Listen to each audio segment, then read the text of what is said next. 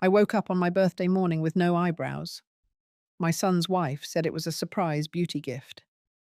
I stood in the bathroom staring at a face I didn't recognize.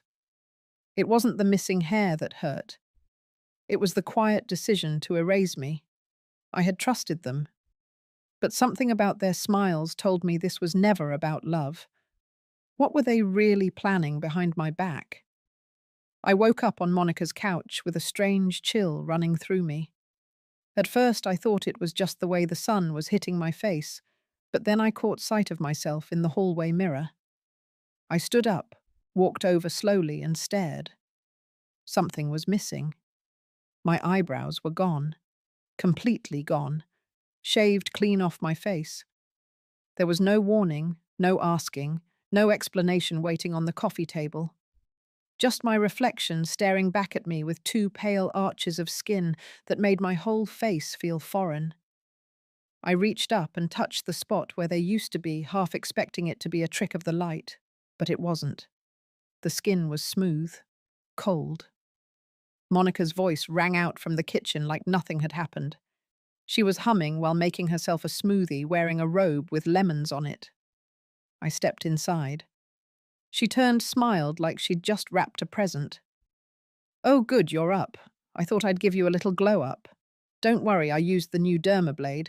It's all the rage with the younger crowd." I stood there in silence. I wasn't angry. Not yet. Just stunned.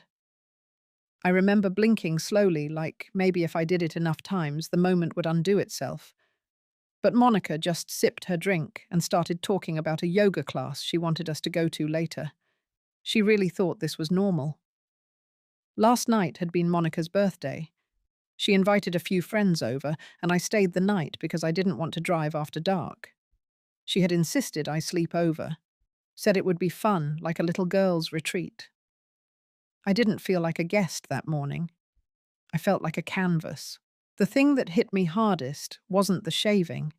It was the assumption that she could do this, that I would be okay with it, that my face was hers to decorate. Back in the guest room, I picked up my purse. My hands were shaking, but not from age. It was something else, something deeper, a quiet sort of fury. I didn't say goodbye. On the drive home, I avoided the rearview mirror. I didn't want to see what I looked like without the part of me that had been mine since girlhood. It wasn't just hair.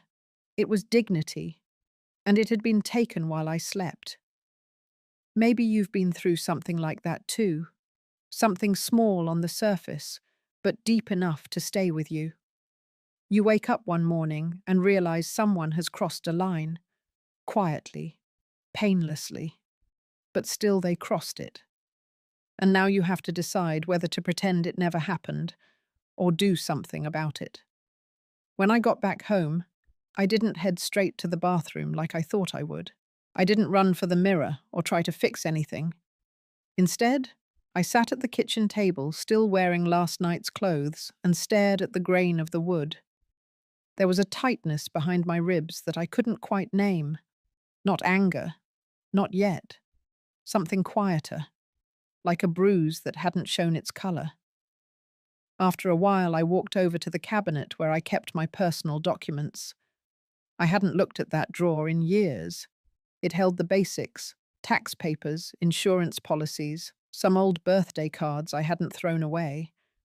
I pulled it all out, not really sure what I was looking for, but my hands seemed to move with a purpose they hadn't told my brain yet. Under a folder marked estate planning, I found something strange, a medical form I didn't remember signing, durable power of attorney. It had my name on it, my signature too, but the date was recent and the handwriting didn't feel like mine. I stared at it for a long time. My son's name was listed as the decision maker. Below that, Monica's name was written in tight curved letters as secondary. The back of my neck went cold. I flipped through the folder again. More papers I didn't remember authorizing. Notes that implied I'd asked for help managing my medications. A letter from a local care coordinator thanking Monica for being proactive. I hadn't even been sick. I sat down this time harder, letting the weight of the discovery press against my spine. Someone had been planning something, quietly, thoroughly.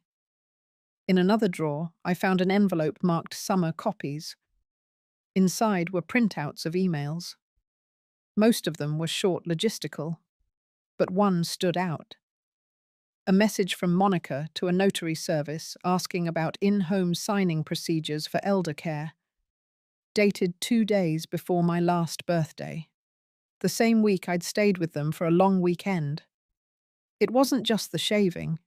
That was a symptom. This went deeper. They had been building something around me, a soft fence I hadn't noticed until now. Every act had felt casual, kind. They insisted on driving me to appointments. They brought groceries to my house without asking. Monica offered to simplify my bills so I wouldn't have to worry. Each moment felt helpful, generous. But now I saw it differently. It was groundwork. I opened my laptop and began organizing everything I found. Scanned copies, notes, timestamps. I started a folder labeled "For Maxwell." Maxwell wasn't just an old friend. He was a retired attorney who helped me when my husband passed. I hadn't spoken to him in over a year, but I knew he would know what to look for. That night I didn't sleep. I laid in bed and stared at the ceiling, hearing Monica's voice in my head, light and cheerful, calling everything a gift. No one gives a gift that requires a signature you never meant to write. I didn't feel rage, not yet. But something had shifted. The mirror was only the beginning, and now I needed to know just how far they'd gone. 2 days later, I found myself sitting on my couch, still going through documents, when something entirely different found me. It came in the form of a video, sent from an old neighbor's daughter, now a college student who followed Monica on social media. She messaged me with one line, "Thought you should see this." The video began with upbeat music, shaky camera work, and Monica's face smiling into the lens. The caption floated across the bottom, "Glow up for my Miel.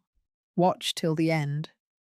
She walked through her bathroom giggling about skincare and modern beauty tricks. Then the angle changed. The camera focused on me, asleep, on her couch. My mouth slightly open, one arm hanging off the side. Monica appeared on screen, holding a small razor. She leaned in, whispered about how we're going to take 20 years off this face. The video cut to her making exaggerated faces as she shaved one brow, then the other. Laugh tracks and filters added over my sleeping body. She called it brave. She called it healing. I sat motionless as the video ended. It wasn't long, maybe 30 seconds total, but it broke something in me that I didn't know was still intact. This wasn't just control. This was humiliation, broadcasted, framed as care. I opened the comments section. Hundreds of likes, emojis, viewers cheering her on. Some joking about how lucky I was to have a daughter-in-law like her. Others saying I looked 10 years younger already. And one comment liked over 40 times read, "She better be careful or she'll wake up with a full makeover and no say in it." That one stung the most, because it was close to the truth. I went to Monica's profile. It wasn't the only video. She had made an entire series labeled Me L Mondays. Me pouring tea, me folding towels, me falling asleep on her patio. Always with bright captions about aging with grace, always with that tone, as if I had agreed to be the mascot for her personal brand. I shut the laptop and sat back. My hands were cold even in a warm room. Until that moment, I thought I had been alone in my suspicion, that maybe I was exaggerating, that the documents and the favors had been me overthinking. But this was public. It was proof. It was strategy. I called my bank, asked for a meeting. Then I called the office of my general practitioner. I wanted copies of every record appointment and signature from the past 6 months. No explanations, just the paper trail. Each call felt like I was clawing back a little piece of myself. Later that evening, I pulled out a small cardboard box from the top shelf of my closet. Inside were photographs. One caught my eye. It was from 25 years ago. Me and my late husband standing in front of our first house. My brows were thick then, natural, a little wild. I remember how much he loved that, said they gave my face character. Now my face looked unfamiliar, but the woman beneath was starting to feel clearer, sharper. That night I printed screenshots of the video. I labeled everything. Folded each paper, carefully slid them into a file. On the cover I wrote the date, nothing more, just a date. Because that was when it shifted. Not the shaving, not the paperwork. That was the day I realized I had been turned into a story that wasn't mine. And I was going to take it back, piece by piece, on my terms, quietly, but not gently. The next morning I went straight to the community legal clinic. It was a small brick building tucked between a dentist office and a tailor shop. I hadn't been there in years, not since I helped a friend with her pension paperwork. But now I walked in with a folder under my arm and a jaw set tighter than it had been in a long time. A young woman at the front desk greeted me with a soft smile. She asked my name, what I needed, and I told her I had reason to believe someone had submitted fraudulent medical and legal documents in my name. Her eyes widened just a little. She asked me to wait, then disappeared behind a door. 10 minutes later, I was sitting across from a legal assistant named Talia. She looked no older than 30, with short, curly hair and a blazer a bit too big for her shoulders. But her voice was firm. I handed her my folder without saying much. She flipped through it slowly, page by page. Her brow tightened as she read. When she reached the screenshots of the video, she paused. She looked up at me, and for a long second said nothing. Then she took a breath and asked if I was aware of any pending petitions for guardianship or medical proxy. I told her no. She nodded and wrote something down on a yellow notepad. From there, things moved faster than I expected. She told me we had enough to file a complaint with the state medical board regarding Monica's behavior, especially if she'd been presenting herself as some sort of wellness professional. Talia also mentioned we might explore digital privacy violations, considering the video had been shared publicly without consent. But what caught me off guard was the possibility of a preemptive motion.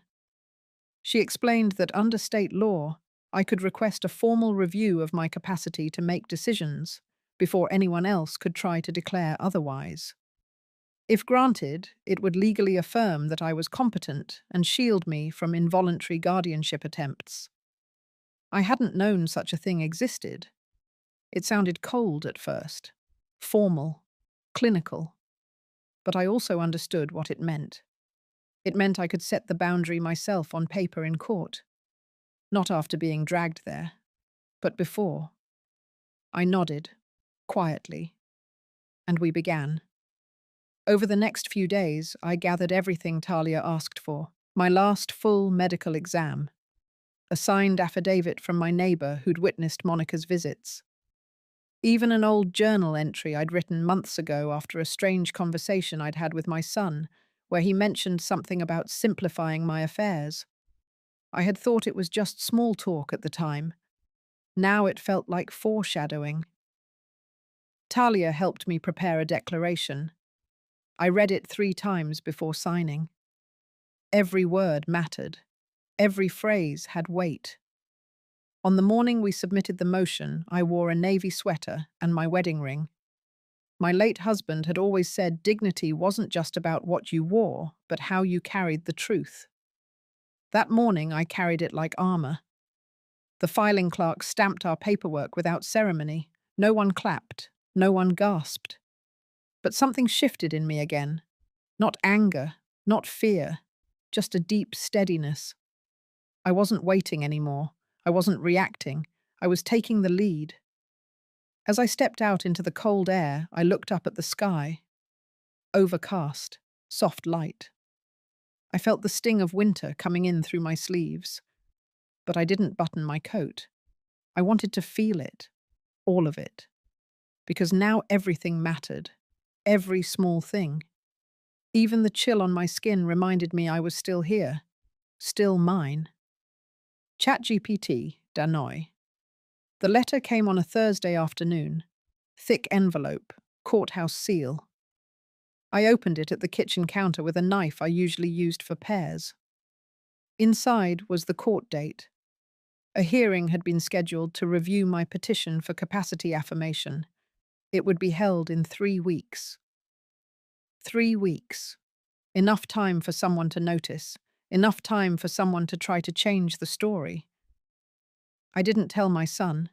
I didn't tell Monica.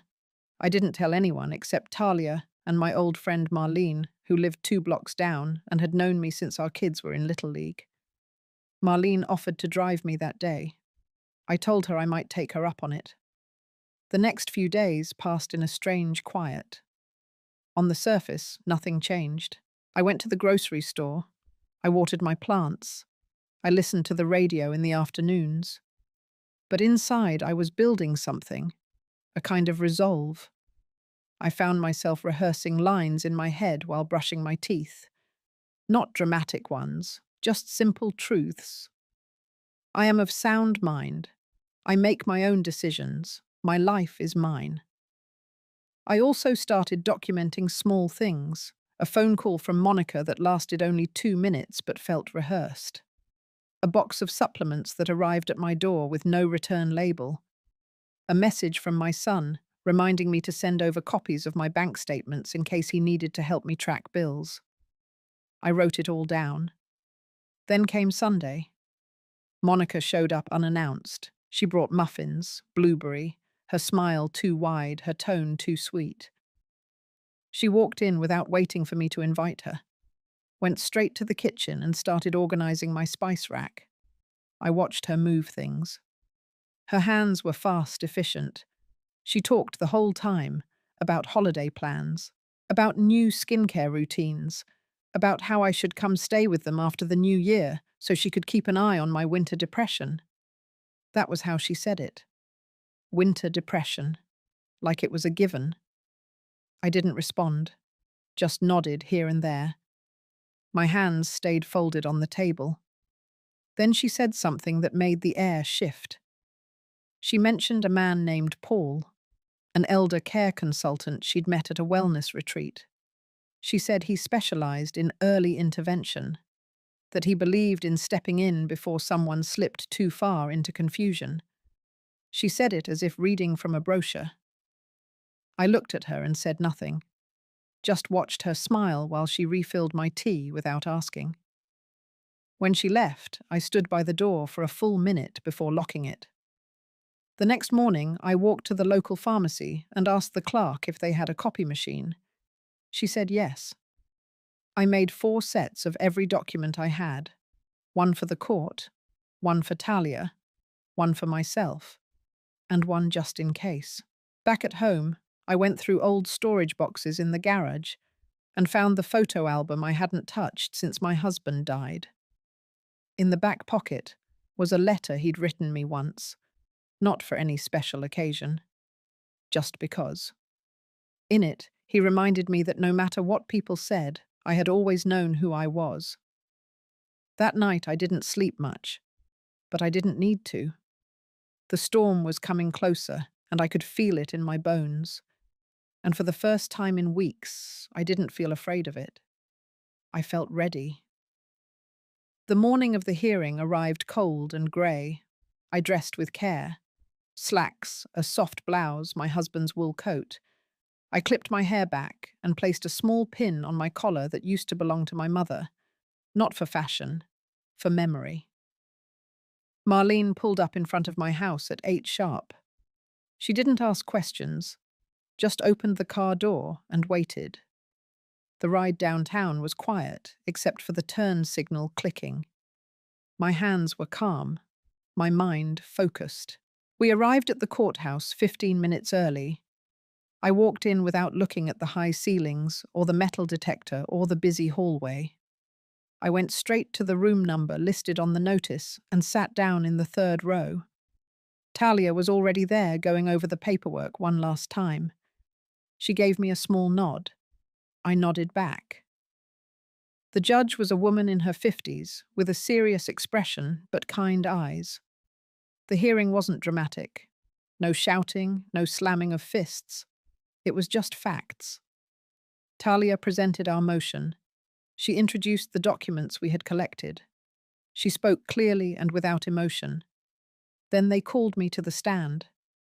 I stood, slowly walked to the front, and took my seat. I answered the questions they asked. I stated my name, my age. I confirmed that I lived alone, that I managed my finances, that I understood the legal motion being made. I listed my medications. I recalled my last doctor's visit. I described the circumstances that brought me to file. I spoke plainly. No tears, no trembling. I didn't try to impress anyone. I only told the truth. Then came a pause. The judge asked to see the video we had submitted. Talia handed it over. They played it without sound. I watched myself sleeping on Monica's couch. I watched her hold that blade. I watched her laugh into the camera. For a second, I didn't breathe. When it ended, the room was still. The judge asked if I'd given permission for that video to be recorded or shared. I said no. I said I never even knew it existed until a neighbor sent it to me. My voice didn't shake. Then I was allowed to sit down. No one from my family was there. Not my son. Not Monica. I hadn't told them. Not because I was afraid, but because I wanted this moment to belong to me alone, without interference, without apology. The judge excused herself to review the materials. It took 15 minutes. We waited in silence. When she returned, she spoke directly without hesitation. The motion was approved. I was deemed fully capable of managing my affairs. A formal notation would be added to public record. Any future attempts to override my autonomy would be met with legal resistance. That was the phrase she used. Legal resistance. It sounded cold, but it felt like warmth in my chest. I shook Talia's hand, thanked her, walked outside. Marlena met me on the sidewalk. She had coffee. I took it, and we stood there without words for a minute. I looked up. The sky had started to break open, just a little. A pale slice of sun fighting through the clouds. That afternoon, I returned home, changed clothes, and sat by the window for a long time.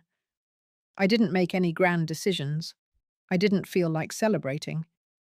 But something deep inside me finally exhaled.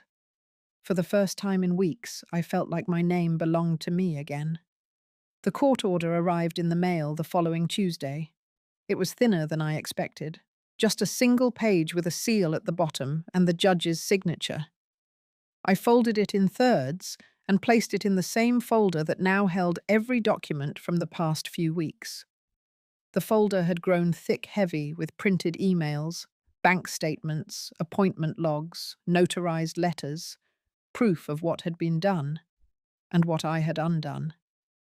I thought it would feel like closure, but it didn't. Not exactly. Because 2 days later, Monica came back. She rang the doorbell mid-morning holding a tote bag and wearing one of those tight, lemon-colored workout sets that made her look like she'd just stepped out of a catalogue. I opened the door only part way. Her eyes scanned my face, searching for something, maybe softness, maybe confusion. She held up the tote like a peace offering. Inside were a few folded sweaters and a skincare kit with a bow. She said she had been meaning to return my things from their guest room. She said she was sorry we hadn't spoken in a while, that she hoped I was feeling better. I told her I didn't remember asking for anything back, and that I wasn't accepting visits without notice anymore. She blinked, then smiled tight and quick. Before she could speak again, I stepped out and closed the door behind me. We stood on the porch, facing each other. I noticed she didn't bring up the hearing. She didn't mention the court order, which meant she knew, or someone had told her, but she wanted to pretend like nothing had changed, like she still held the thread. She said she'd heard I'd been talking to lawyers, that it must have been stressful. She said she missed having me around the house, that James had been quiet lately, that maybe the holidays were making everyone emotional. I listened. I didn't speak. Then she took one step closer and asked if I'd thought about updating my will. She said it lightly, like it was part of catching up, said that she and James had been working on theirs too, and that it might be good for us all to sit down together, make sure everything was aligned. Aligned. That was the word she used. I told her I wasn't having that conversation. Not now, not ever, not with her. Then I handed her back the tote bag and said she could leave it on the porch if she wanted. But she wouldn't be stepping inside. She stood there for a moment, her expression flat. Then she said she understood, that she only wanted the best for me. And then she left. After the door closed, I locked it. Not because I was afraid, but because I was done leaving it open for people who thought my life was theirs to manage. That night I sat at my desk and began writing a letter, not to my son, not to Monica, to my attorney. It was time to make some changes, quiet ones, clear ones. I requested updates to my power of attorney, to my medical proxy, to the list of emergency contacts. I listed Marlene as my first point of contact. I removed James's name from every form. I asked that no copies be sent to him. Then I called a notary. By the weekend, the papers were signed and filed. My life was no longer floating between the hands of people who mistook kindness for permission. It was mine again. Not as it had been, but as it needed to be now. And for the first time, the quiet didn't feel like loneliness. It felt like space. Clean, solid space where my voice could echo back at me and still sound like my own. The next shift didn't come from a letter or a knock at the door. It came in the form of an email. One line in the subject: follow up on guardianship inquiry. No greeting, no signature, just a scanned form and a note that someone had submitted an inquiry under my name to the county's Elder Services Division. Date stamped just 1 week before my court hearing. I stared at the screen, jaw tightening. The form was half-complete, sloppy, but real. It hadn't been processed. Yet it existed. Someone had tried. And whoever it was had used my correct address, birth date, and listed James as the point of contact. I printed it and added it to the folder. The air in the room changed after that. Not colder, just sharper, clearer. The next morning I called Talia. She listened quietly, asked for a scan, and told me to hold on to the original. Her voice didn't shake, but I could tell she was angrier than she let on. She said that while technically no laws had been broken by submitting a non-binding inquiry, it painted a very clear picture, one we could act on if more came forward. That same afternoon, I walked out to my car and noticed something small. My mailbox flag was up. I hadn't placed it there. Inside was a holiday card. No envelope. Just a store-bought card with a printed winter scene and a generic message. But written in tight script along the bottom edge were 5 words. Don't be dramatic. Just talk. No signature. But I recognized Monica's handwriting instantly. I didn't tell Talia about the card. Not yet. I needed time to think. I needed to understand what kind of person left veiled messages in mailboxes instead of ringing doorbells. That evening, I sat in my living room with the folder in my lap and the court papers on the table. I reread everything slowly. My name was printed clearly at the top of each page. My birth date, my home address. And on each document, the outline of a life that was mine, but had nearly been reshaped without my knowing. And that's when I knew it wasn't enough to protect myself legally. Not anymore. Not just paperwork and folders. I had to draw a line that was visible, that couldn't be smoothed over with muffins or skincare kits or holiday cards. So I made a call to the building management office. The next day, a locksmith came. He replaced both front and back door locks, installed a new deadbolt, and added a coded keypad. No keys. No chance of borrowed spares floating around. I also called the home security company, set up a basic camera system, just enough to record the front steps, the mail slot, and the backyard gate. Not because I feared harm, but because I refused to feel uncertain in my own home again. And then finally I sat down with a blank sheet of paper and wrote a letter. It was addressed to James. I didn't use harsh words. I didn't accuse. I simply listed the facts. I told him about the court hearing, the order, the inquiry, and the card. I told him that I had taken steps to protect myself, that any further involvement in my medical, legal, or personal affairs without my written consent would be treated as harassment and referred to legal counsel. I signed it with my full name and sent it certified mail. When it was done, I exhaled. It wasn't rage. It wasn't revenge. It was clarity.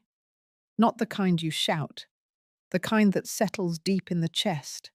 The kind that says, I see now, and I won't look away again. It was the week before Christmas when the final thread came loose. James called. First time in weeks. No voicemail. Just one ring, then another. I let it go to silence. He called again the next morning, then again at dinner time. On the third call, I picked up. His voice was tense, measured, like someone trying to hold a script steady while the page shakes. He asked if I would be willing to come over for dinner. Just dinner. Said Monica would be making roast beef. Said the kids missed me. There was no mention of the court, no mention of the locks, just a dangling invitation dressed in familiarity. I told him I'd think about it. Then I sat in the dark for a long while. It wasn't the roast beef. It was the timing. Too close to the certified letter. Too close to the inquiry. Too clean. But I went. I wore a dark wool coat and brought a bottle of cider.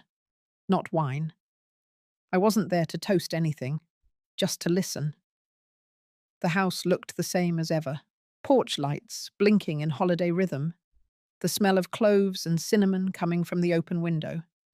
Monica greeted me at the door with her usual practiced warmth. Too wide a smile. Too steady a tone. Dinner was laid out with effort.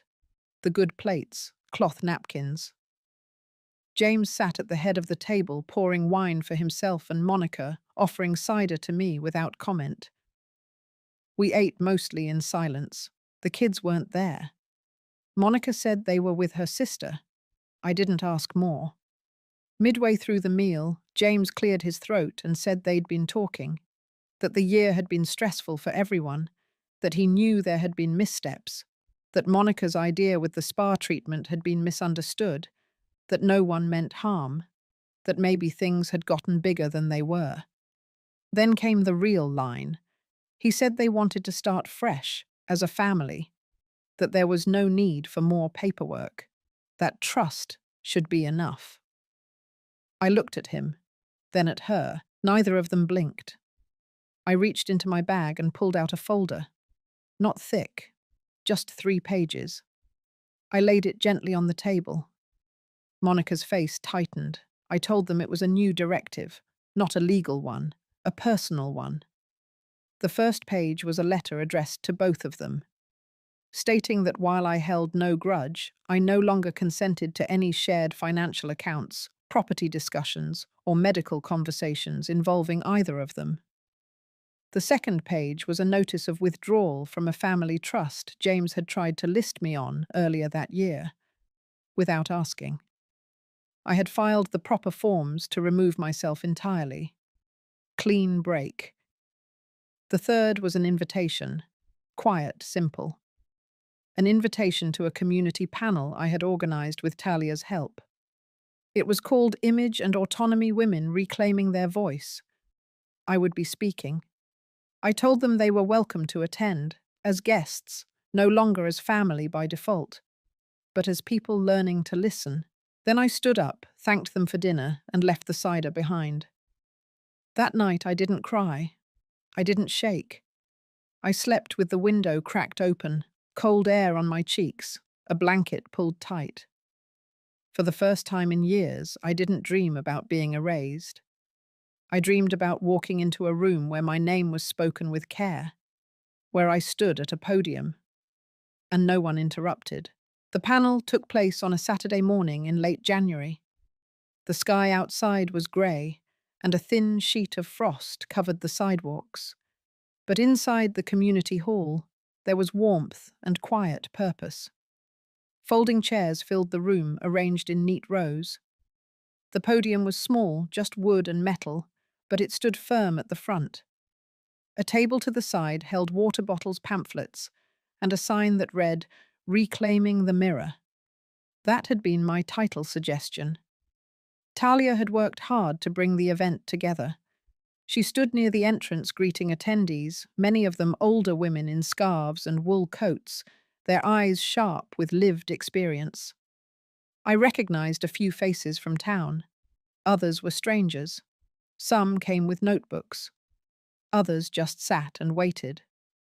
I was the third speaker. When it was my turn, I walked slowly up to the podium. No papers, no slideshow, just the microphone, and my hands folded in front of me. I told them what had happened, not everything, not every bruise, but enough. I told them about the morning I woke up and saw myself in the mirror and didn't recognize the woman staring back. About the blade, about the slow unraveling, about the way silence can be weaponized just as much as shouting. And then I told them about the shift. The moment I decided I was no longer going to explain myself to people who'd already made their minds up.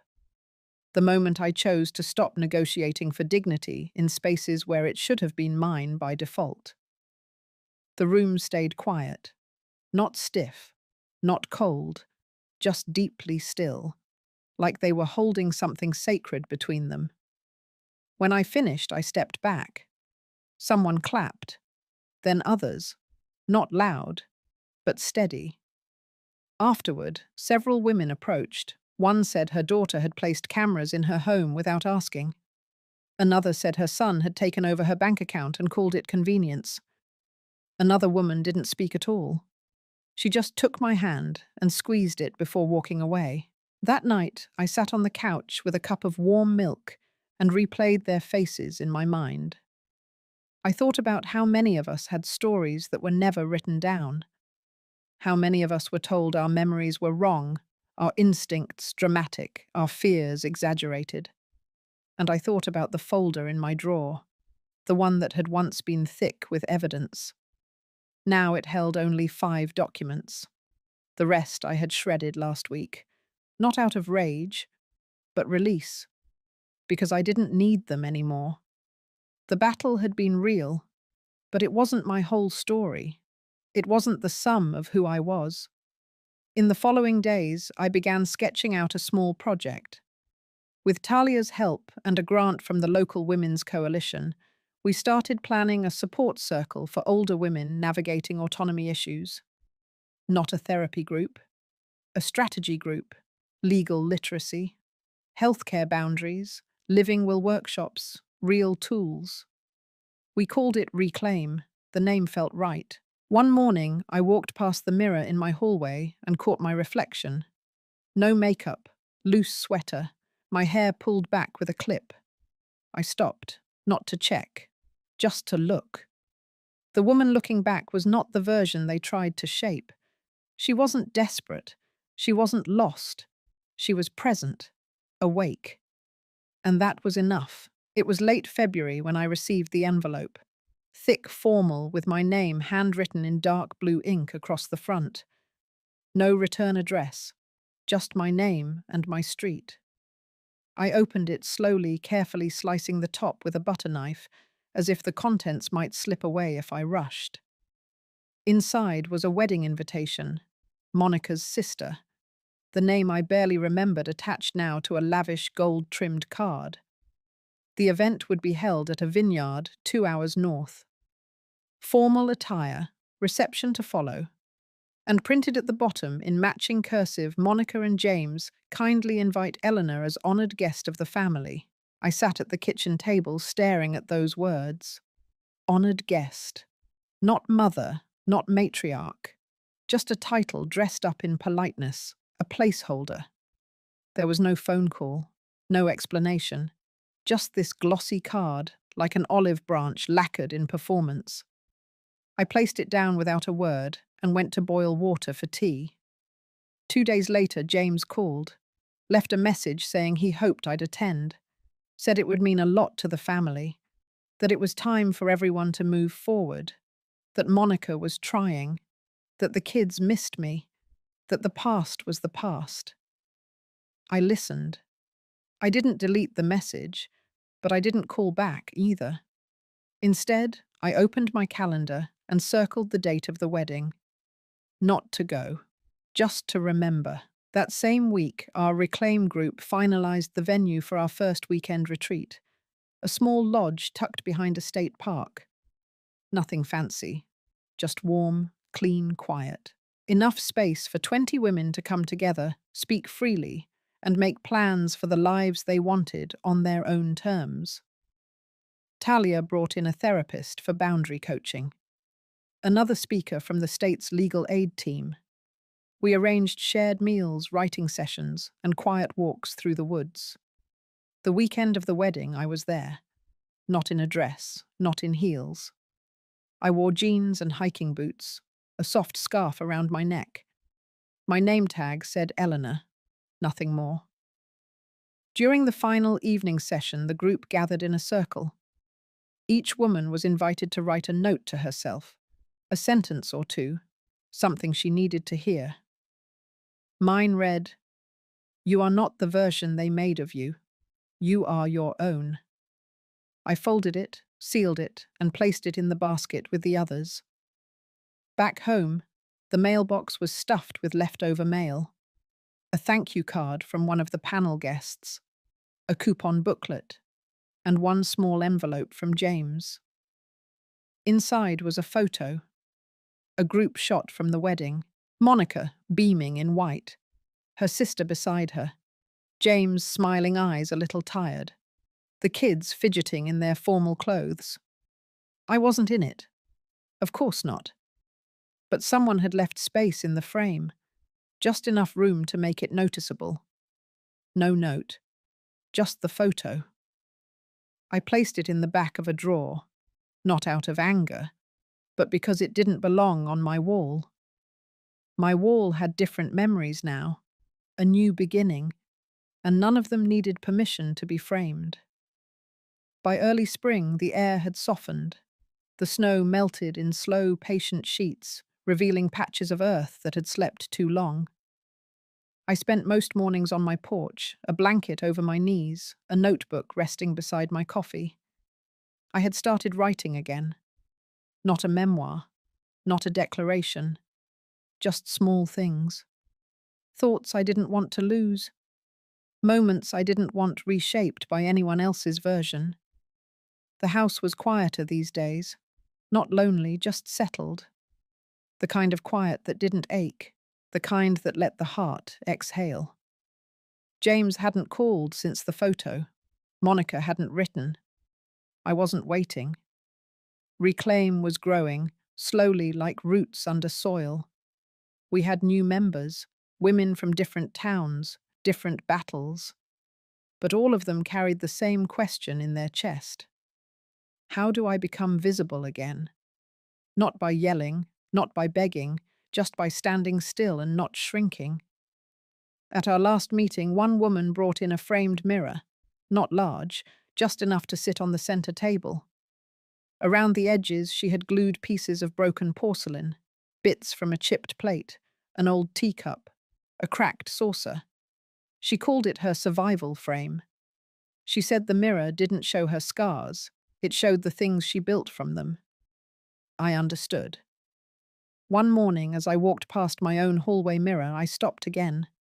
Not to fix anything, just to meet my own eyes. I saw a woman with a quiet life, not small, just her own. I saw someone who no longer needed to be invited to the table to feel like she belonged in the room. That was enough. I didn't win back a family, I rebuilt a self. And this time I wasn't handing her over. If you've ever had to reclaim your space, your voice, or your peace after being silenced, I hope this story reminded you that it is never too late. You are not too much, you are not too broken, you are not invisible. Feel free to share your thoughts, or simply let this story sit with you in quiet understanding. And if it moved you in any way, don't forget to follow the channel for more stories like this, because somewhere another woman is waiting to feel seen.